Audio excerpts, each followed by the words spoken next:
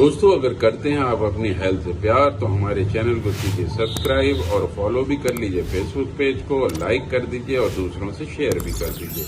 आज मैं आपको बताने वाला हूं कि अगर किसी के एसिड बनता है या गैस बनती है, जलन होती है सीने में, या फिर एसिडिटी की शिकायत होती है, या तेजाब ज्यादा बनता है, वोमिटिंग ज्यादा होती है, इंडाइजेशन की शिकायत होती है, या एक फूला फूला सा रहता है या भरा भरा सा लगता है, और या ठंडा दूध पीते हैं या फिर आप एंटासिड का इस्तेमाल करते हैं तो आराम मिल जाता है, फिर उसके बाद दिक्कत ये सामने आती है। तो अगर ये सारी समस्याओं से आप जूझ रहे हैं तो फिर हो सकता है कि आपकी प्रॉब्लम बड़ी हो गई हो, या फिर कोई बीमारी तो अंदर नहीं पनप रही है, या फिर कहीं ड्यूडनल अल्सर तो नहीं है, पेप्टिक अल्सर तो नहीं है, या जख्म तो कहीं पेट में नहीं हो गए, या आंतों में कहीं जख्म तो नहीं हो रहे हैं, या फिर कोई बैक्टीरिया ने अटैक तो नहीं कर दिया है। तो उसके लिए 4 टेस्ट मैं आपको बताने वाला हूँ। पहला टेस्ट होता है ब्लड से कराते हैं। इसमें हेलिकोबैक्टीरियम पायलेरी का टेस्ट कराते हैं, जो 2 तरह से किया जाता है, एक ब्लड के जरिए से होता है, एक स्टूल के जरिए से होता है। ब्लड के जरिए से जो टेस्ट होता है हेलिकोबैक्टीरियम पायलेरी होता है, आईजीजी और आईजीजीएम एंटीबॉडीज कराते हैं, जिससे कि हेलिकोबैक्टीरियम का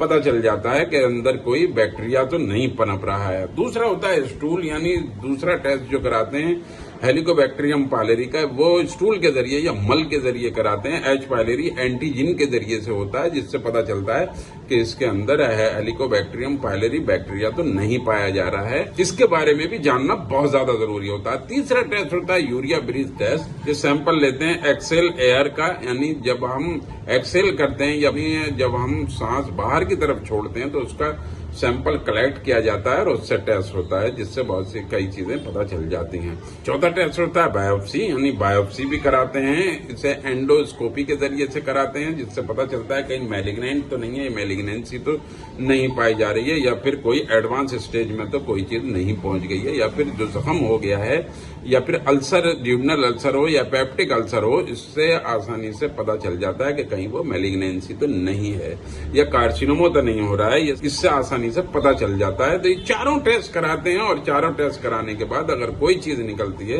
तो उसका आसानी से इलाज हो जाता है।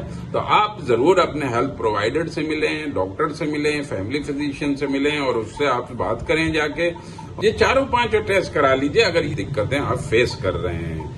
ऐसी इंटरेस्टिंग वीडियोस के लिए आप हमारे चैनल को सब्सक्राइब कीजिए और दूसरों से शेयर जरूर कर दीजिए, और फेसबुक पेज को भी लाइक कर लीजिए, और हमें कमेंट करके जरूर बताइए कि आपको ये वीडियो कैसा लगा है। घंटा जरूर मार दीजिए ताकि हर वीडियो की नोटिफिकेशन आपको मिलती रहे। इसी के साथ डॉक्टर मिर्जा को इजाजत दीजिए, फिर मिलते हैं एक नए वीडियो के साथ, नए टॉपिक के साथ, आपकी हेल्थ के लिए हमेशा तैयार।